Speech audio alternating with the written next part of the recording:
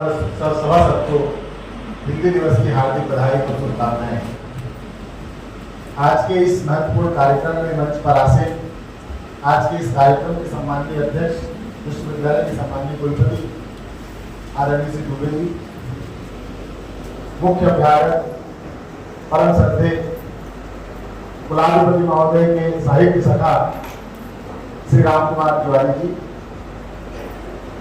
हमारे अग्रज हिंदी के ध्वजवाहक आज के मुख्य वक्ता आदरणीय श्री महंत जी, कला संकाय के संकाय अध्यक्ष सम्माननीय जय प्रकाश मिश्रा जी, विश्वविद्यालय के विभिन्न संकाय के संकाय अध्यक्ष सम्माननीय प्राध्यापक, हिंदी प्रेमी विद्यार्थियों, आज का दिन बड़ा महत्वपूर्ण है।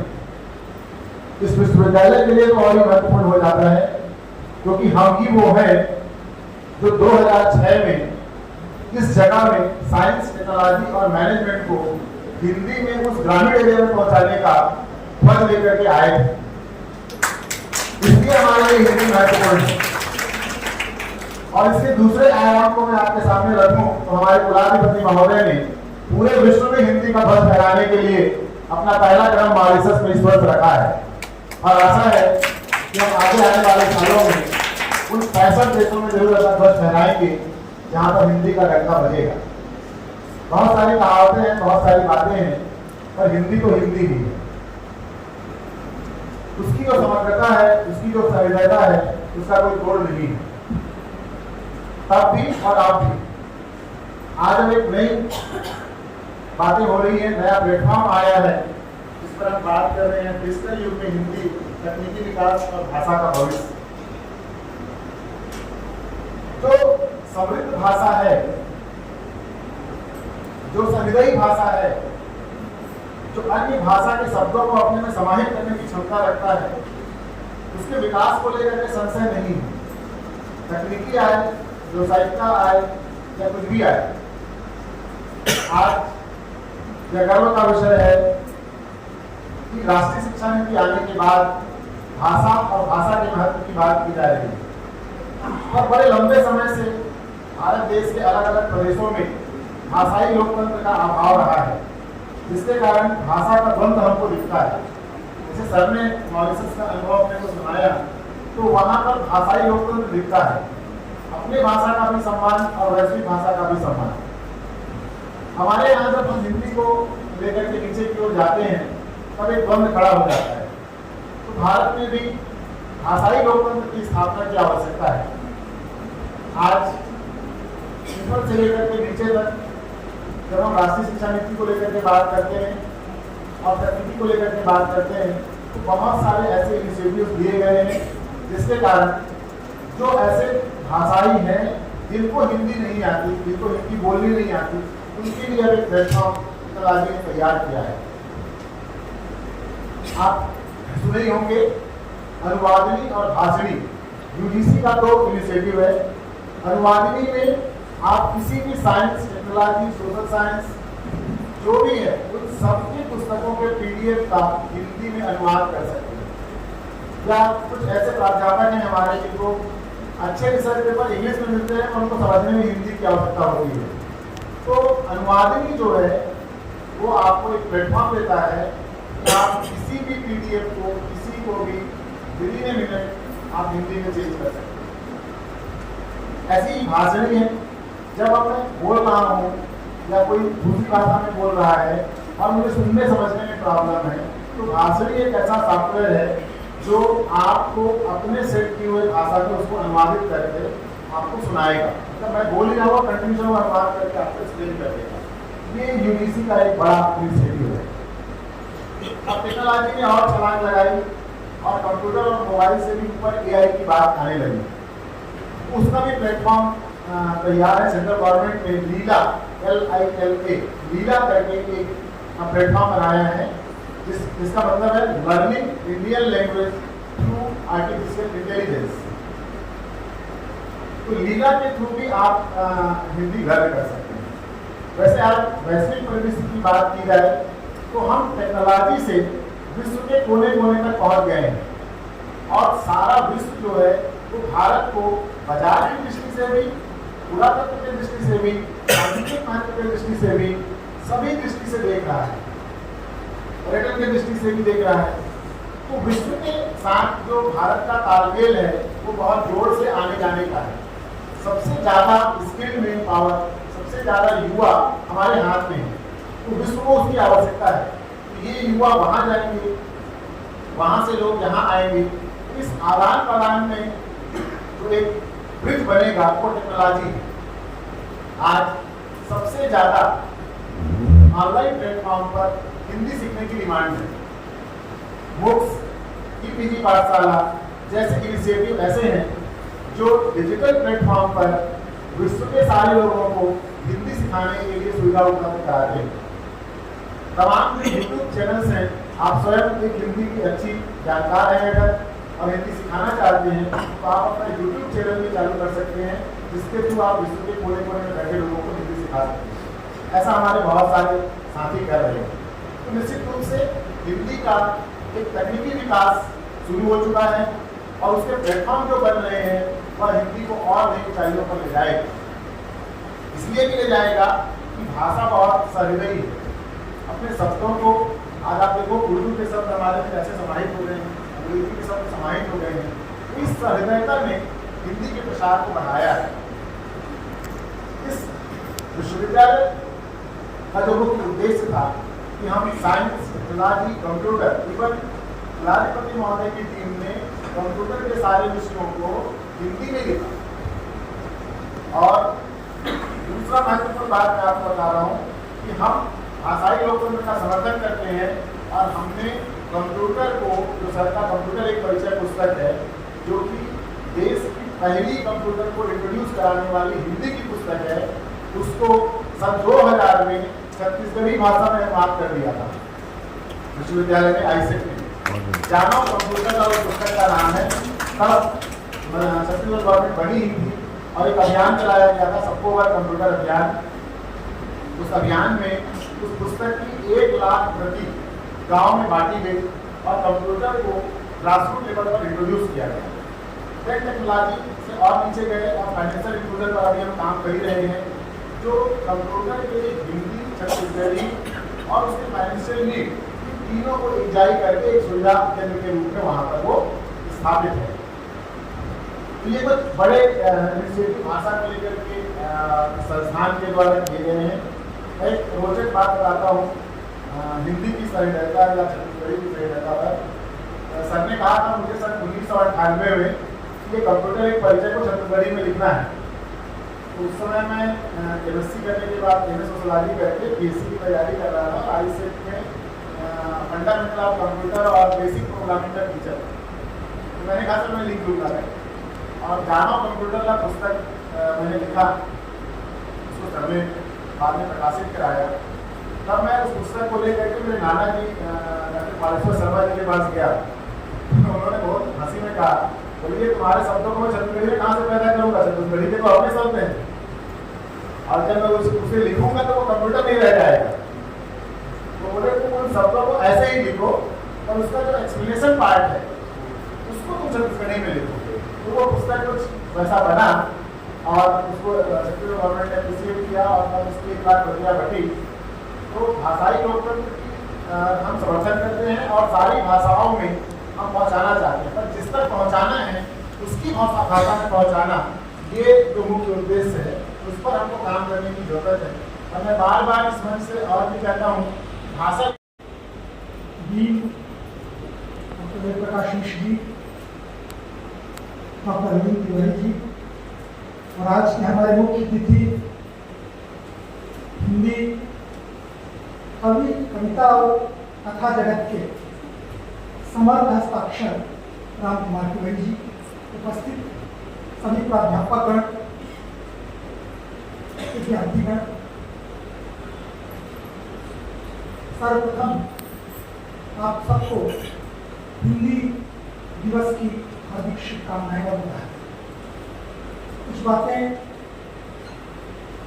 पूर्व में कहूँ, इसके पूर्व डिजिटल युग में हिंदी तकनीकी विकास और भाषा भविष्य पर अपने मौलिक विचार प्रकट करने से पूर्व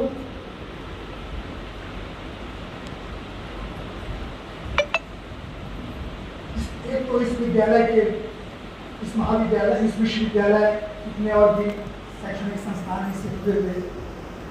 इसके जो शिल्पकार हैं, संस्थापक हैं संतोष चौबे जी, उनको धन्यवाद यहाँ से प्रेषित करूँगा। कभी ईश्वरन मॉरिशस में उन्होंने आयोजित किया और ये हिंदी के विकास की दिशा में महत्व, उत्कृष्ट, श्लाघ्य और स्तुति है। कभी कभी हम अपने आसपास के व्यक्ति को अवमूल्यित कर देते हैं। घर की जो भी जोड़ा अपना वसित और कितना बड़ा उन्होंने काम किया है।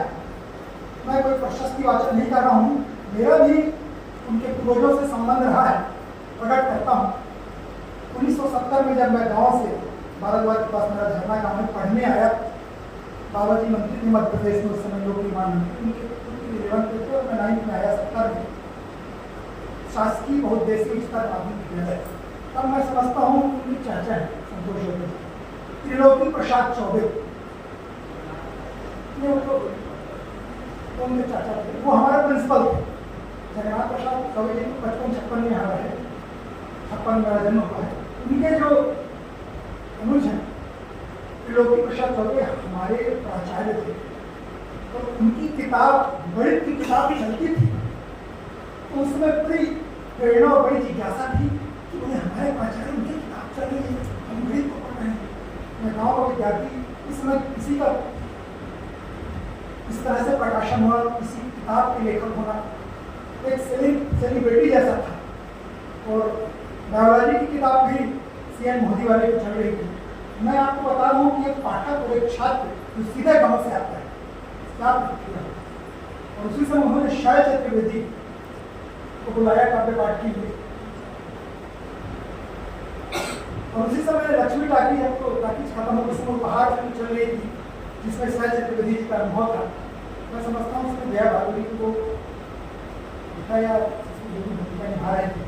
तो इस तरह से मैं आपको बता रहा हूँ कि बड़ा योगदान है उन लोगों का, उनके परिवार का। और उन्होंने काम किया, बाद में मुझे ज्ञात हुआ उन्होंने विश्वविद्यालय की स्थापना की और प्रमाण पत्र निकाल भी, वनमाली कथा बहुत स्तरीय पत्रिका निकाल रहे हैं, प्रकाशन कर रहे हैं। तो मैं उन्हें हिंदी दिवस पर यहाँ से साधुवाद प्रेषित करता हूँ।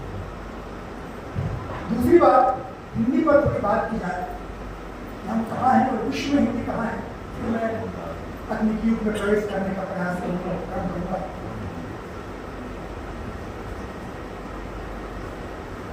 भारतवर्ष स्वतंत्र हुआ 15 अगस्त 1947 को संविधान है। संविधान बनाने के लिए संविधान सभा का निर्माण हुआ और फिर राष्ट्रभाषा की बात की चली। दुर्भाग्य की बात है कि राष्ट्रभाषा घोषित करने के प्रयास उस समय भी हुए, लेकिन कई कारणों से कुछ लोगों ने विरोध किया और घोषित नहीं हुआ। अंततः 14 सितंबर 1949 को आज ही के दिन राजभाषा के रूप में हिंदी की घोषणा है। राजभाषा का सामान्य अर्थ है कि राजकाज की भाषा, कार्यालयीन भाषा, जिसमें आप जैसे छत्तीसगढ़ी को राजभाषा भी घोषित किया गया है, ये राष्ट्रभाषा घोषित की। ये बहुत विडंबना की बात है, राजनीति विज्ञान के प्राध्यापक और छात्र समझते हैं। राष्ट्र की परिभाषा में राष्ट्रभाषा भी, यदि किसी राष्ट्र की भाषा घोषित नहीं तो उसके राष्ट्र होने में कहीं न कहीं कमी है। गुजरात हाईकोर्ट का एक फैसला है और उसमें स्पष्ट लिखा है कि हिंदी भारत की राष्ट्रभाषा नहीं। हम मुग्धता में, प्रेम में राष्ट्रभाषा कहते हैं। राष्ट्रभाषा से ज़्यादा हिंदी का स्थान है, लेकिन यह विडंबना है कि हम घोषित नहीं करते। थॉमस डेविड ने कहा है कि कोई राष्ट्र के अध्यक्ष, विश्वविद्यालय के कुलपति प्रोफेसर आरती दुबे साहब, कुलसचिव डॉक्टर अरविंद तिवारी जी,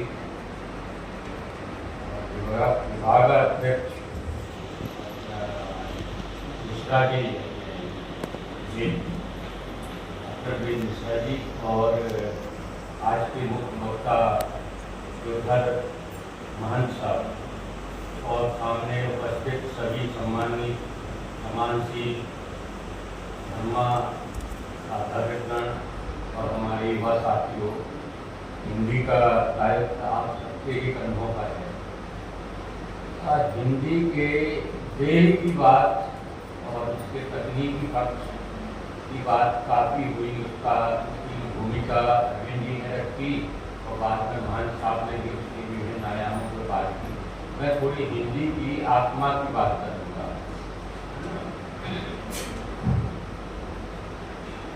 हिंदी को जिस दिन हम हिंदी दिवस मनाते हैं तो ये उसी तरह है जिस तरह से हम जन्मदिन मनाते हैं, लेकिन हम जीते तो पूरे वर्ष भर हैं और निरंतरता में जीते हैं, लेकिन जन्मदिन पर हम कुछ अपनी समीक्षा करते हैं जिए हुए वर्ष की और एक संकल्प लेते हैं कि अब आने वाला वर्ष हमारा थोड़ा सा ज़्यादा सार्थक हो। तो हिंदी दिवस में भी हमारा एक संकल्प छिपा है कि हम थोड़ी हिंदी की, अपनी मातृभाषा की, अपने राष्ट्र के प्रति अपनी कृतज्ञता को थोड़े एक संकल्प के साथ याद लें कि हमको अभी जो एक बयार करती है, जो हमें प्रभावित करती है, तो हम उससे प्रभावित ना होकर अपनी जड़ों को महसूस करें।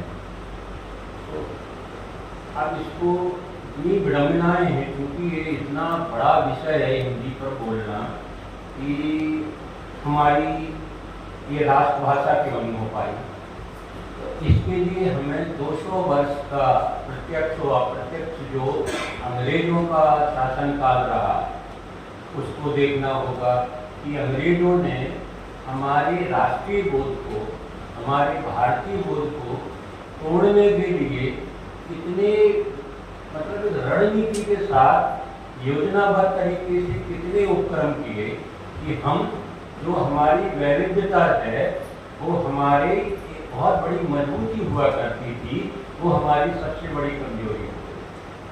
अब नॉर्थ और साउथ को लड़ाने के लिए उन्होंने तमिल और संस्कृत या हिंदी के प्रति एक वैमनस्य की नींव डाली, उसको प्रोत्साहन दिया और दक्षिण वर्सेस उत्तर का जो द्वंद्व पैदा हुआ, जो घृणा पैदा हुई विशेषकर दक्षिण में, तो हिंदी के हिंदी दिवस तो आज 14 सितंबर को है ही और फिर ये हिंदी पखवाड़ा का भी एक तरह से उसका उद्घाटन सत्र है।